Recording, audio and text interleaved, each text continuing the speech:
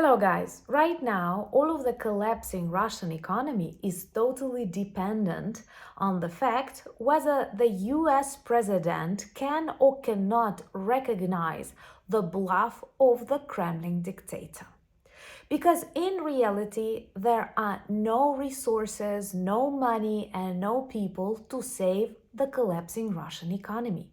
And I think you can clearly see that on those days when Trump compliments Putin, their stock market turns green. But on the days when Donald Trump speaks the truth and, for example, continues the sanctions imposed on Russia, their stock market turns traditional communist dark red, which is the true reflection of Russia's economic state. There are whole branches of their economy that were totally destroyed by this war, and all because Putin was deceived when he believed in the strength of Russian system, of Russian army, and the possibility of a blitzkrieg. And among those core influenced spheres are, of course, Russian bank system, Russian construction businesses, Russian oil refining, and even logistics. So let's have a look at this real situation inside Russian economy as they try to negotiate something which I'm sure will fail. And let's try to answer this question: why on earth the United States want to save Russia? Even if it is about the money, please be attentive. The GDP of the European Union is 10 times larger than the one of Russia. So why make friends with Russia and quarrel with the European Union? My name is Anna, I'm from Ukraine, I'm in Ukraine, and if you want to see the defeat and demilitarization of Russia, subscribe, we discuss all of that on the channel. And I'm sure that together we will witness the collapse of the Russian economy and then the collapse of the Federation in its present form. And don't be afraid of that. Donald Trump is known for sharing a lot of messages that often contradict each other. For example, today when asked why did he name President Zelensky a dictator, he asked, "Did I say that?" Well, that is why there are a lot of contradictory messages that he sends both to Moscow, to Kyiv, and whenever he openly compliments the Kremlin dictator, Russian economy reacts and their stock market turns green, the prices are rising, and people believe that more American businesses will return back to Russia. That is obviously one of the strategies that Trump pushes, and personally I believe that was in the center of the negotiations today that took place in Turkey.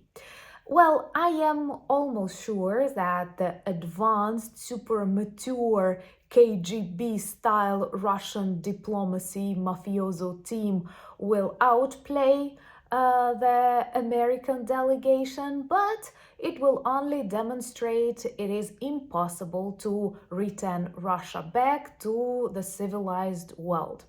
Trump has his business interests, but it may be that failing business interests will break his evil strategy, I don't know, to abandon Ukraine, to abandon allies in Europe, to abandon Canada, and so on.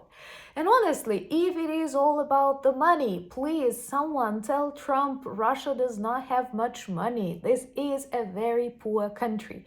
Russian GDP is 10 times smaller than the GDP of the European Union. The GDP of Italy, the GDP of Germany is way larger than the GDP of the largest country in the world that still needs more territories to kill more of its people. Well, that is insane, but now I have an idea, guys. Perhaps this is not the national GDP that Trump pays attention to, but the GDP of the Russian oligarchs. Then perhaps they have this highest GDP. I hope you decode my sarcasm. And let me know in the comments below, what do you think about this new law that allows you to buy American citizenship for $5 million?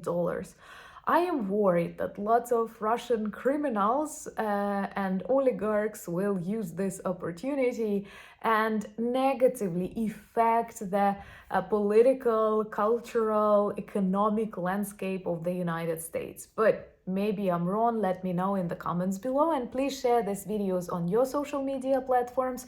Like them, this helps debunk Russian fakes and maybe change the attitude of the new US administration towards this potential friendship with Russia.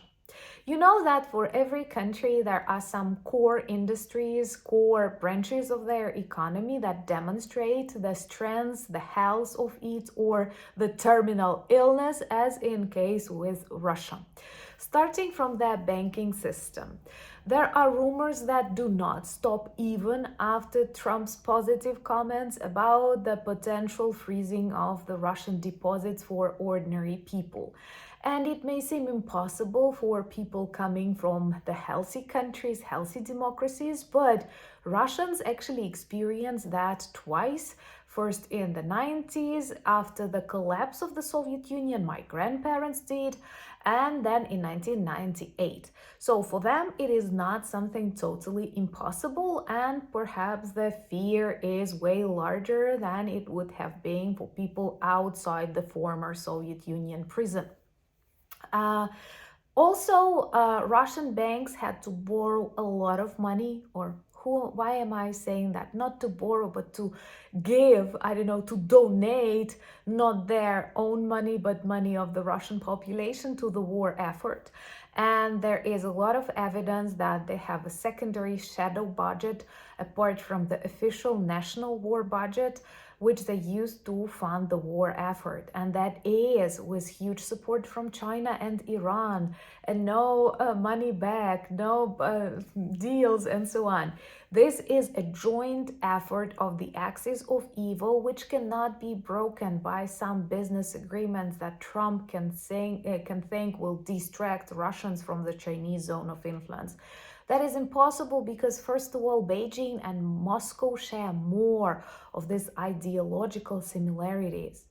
And I cannot imagine an alliance between Russia and the United States to be stronger. It's so weird we are talking about that even, but to be stronger than the one between China and Russia.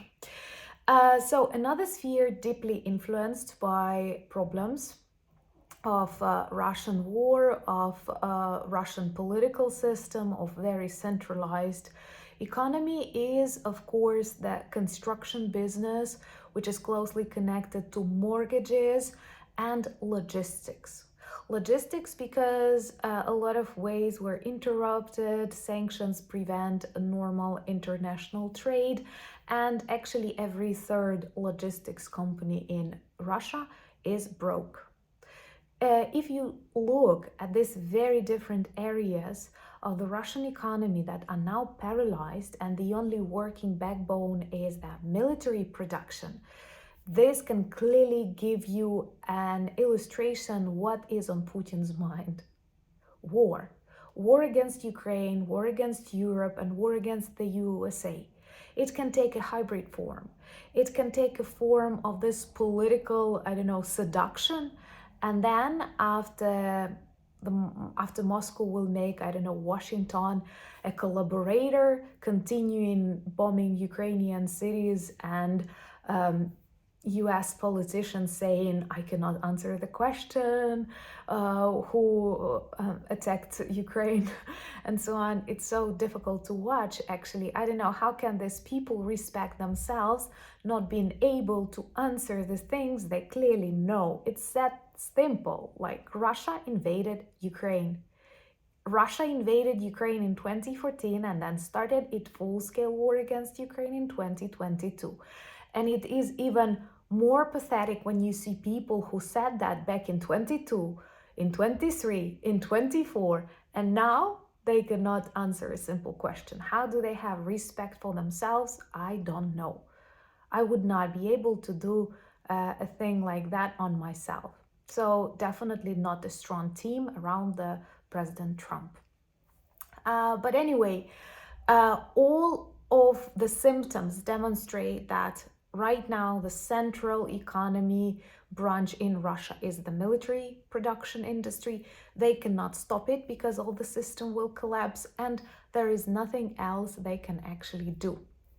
And my favorite wound on the body of this dying imperial monster is, of course, oil refining industry. 40% of the oil refineries in this like European part or not on the far east are destroyed by inexpensive and beautiful Ukrainian drones. So I believe that this bluffing will fail, and really soon we will first witness the collapse of the Russian economy and then the collapse of the Russian modern political and military systems. And then Donald Trump will say that was my plan, even if it wasn't. Please share these videos and join the community of the channel. Let me know if you are free this Saturday for a live. I've missed you and I love our chats, 9 p.m. Kyiv. Subscribe to my Instagram, X, Threads, Blue Sky, and Discord. Check our merch shop for lots of good items that work as reminders and conversation starters about Ukraine. We need your support, and I'm super grateful to all the kind people who right now demonstrate their strong support of Ukraine and still remember that it is Russia who invaded Ukraine. Thank you for buying me coffees, becoming my patrons and sponsors of the channel, and most importantly, thank you for being friends of Ukraine. Slava Ukraini!